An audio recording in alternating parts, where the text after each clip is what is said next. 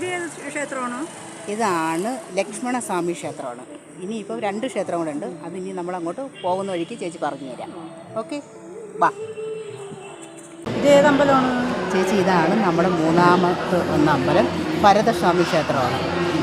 ഇനി അടുത്തത് നമ്മൾ അടുത്ത സ്ഥലത്തോട്ട് പോവാം. ചേച്ചി ഇതാണ് നമ്മുടെ 4ാമത്തെ അമ്പലം, ശത്രുഘ്ന ക്ഷേത്രം. അപ്പം നമ്മൾ ഈ കർക്കിടക മാസത്തിൽ നമ്മൾ ഈ 4 അമ്പല ദർശനം ചെയ്യുമ്പോൾ നമുക്ക് മനസ്സിനും ശരീരത്തിനും നല്ല ഒരു സമാധാനവും ശാന്തിയുണ്ട്. അപ്പോൾ എല്ലാവരും കർക്കിടക മാസത്തിൽ ചെയ്യേണ്ട ഒരു കാര്യം എന്ന് പറഞ്ഞാൽ 4 അമ്പല ദർശനങ്ങൾ നടത്തുക.